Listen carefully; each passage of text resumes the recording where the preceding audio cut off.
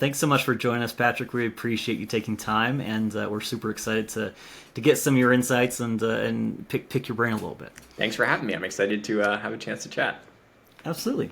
So I wanted to start out with first, what sparked the idea for FirstWork, and how did it all begin?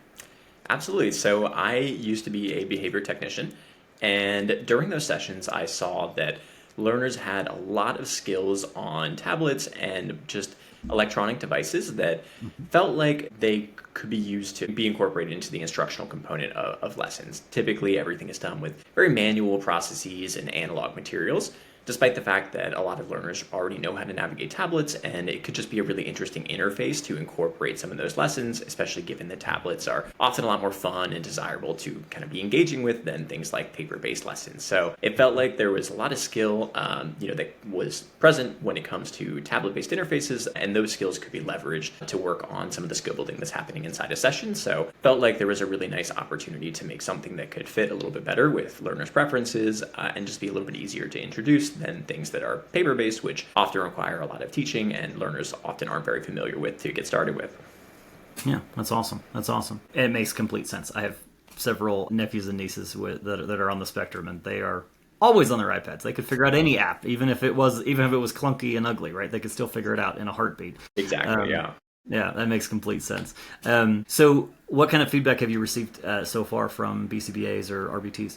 We've received a lot of great feedback. From the professional perspective, one of the things that's really nice about having a digital framework for lesson delivery is that you don't need to do as much material preparation. So definitely something that's been saving professionals a lot of time and just making them more efficient in sessions. You don't need to do a lot of that setup, so the lessons can sort of pop up in the middle of a session. You don't need to kind of make a big transition or take out a bunch of materials, so really makes things a lot more efficient. And from a learner's perspective, it's been really wonderful to hear the type of feedback. A lot of learners who were not doing very well with traditional materials find that the digital materials can be a better fit. So all the time we hear feedback from professionals who share these really amazing stories about learners who had really been struggling with those traditional materials, but sometimes even on the first day are exposed to the digital version and are demonstrating skills that they hadn't been demonstrating before and making a lot of progress. So it's been really exciting to see that it's something that can be a better fit for some learners, and especially in a little bit more of an independent capacity, because the application has all of those errorless components in there that really make the experience something that can be learner navigated as opposed to purely dyadic, which is often what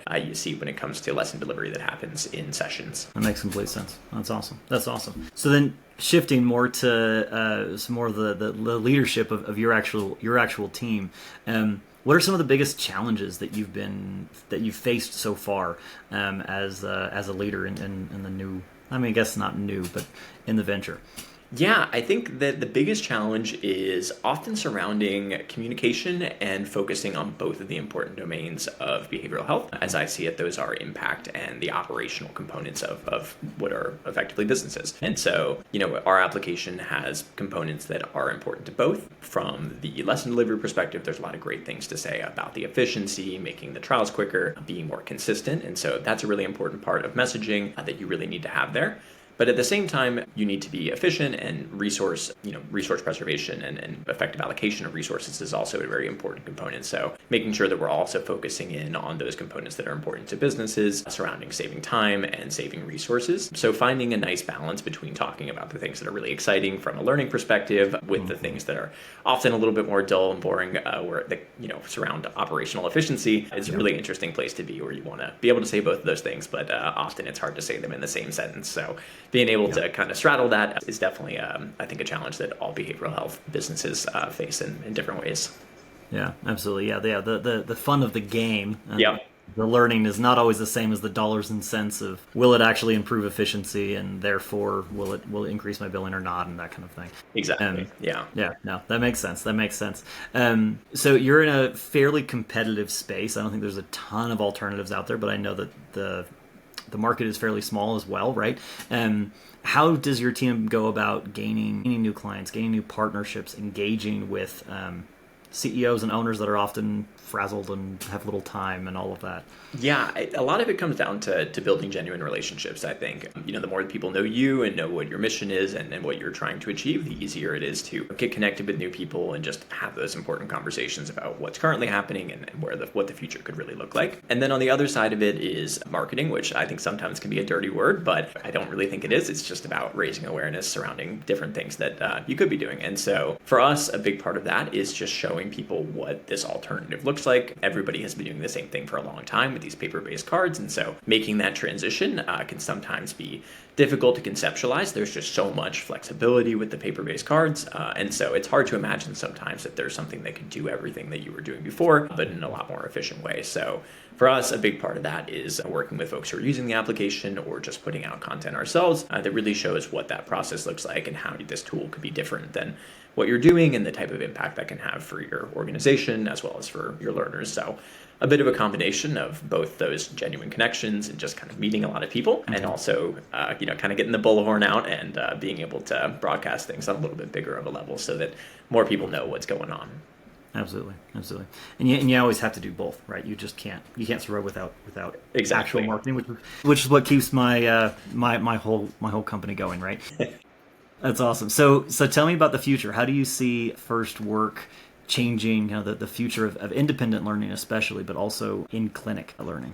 Yeah, absolutely. I think that the future for FirstWork and hopefully for lesson delivery in general will be one that's a little bit more efficient for everyone who's concerned in the process. So from a professional perspective, that should mean having to spend a lot less time preparing materials. One of the reasons why the application is so popular is that people really do not enjoy the material preparation process. It often falls outside of traditional work hours and is just a bit of a messy organizational process to figure out where it should fit. So hopefully professionals can move away from focusing on things that are less important and really let their expertise shine in the things that only they can do. From a learner's perspective, we're really excited about building something that fits with learners' profiles and is easier to complete and very transparent and just fits better into the sessions and then also can scale outside of sessions and be something that can be done at home, which is something that we've been seeing a lot in special education classrooms who are using the application. A lot of the time, one of the big challenges in special education is that it's often many-to-one instruction, which of course doesn't make very much sense when you think about the reality that all of these learners have different profiles and different needs. So one person supporting 5 different people who have 5 different things that they're working on doesn't really fit the traditional 3rd grade classroom model where we're going to go talk about math and everybody is working on the same math right now. So with FirstWork, you can build very individualized programs and you can also have individualized rewards that can keep learners on track. And so that model, I think, is something that can scale outside of the traditional session or the traditional classroom and be something that can work really nicely at home as well, making it possible to take some of those professional grade learning experiences and then do them at home, creating essentially a little bit more time in the day to be working on those relevant goals, which traditionally is a bit of a challenge where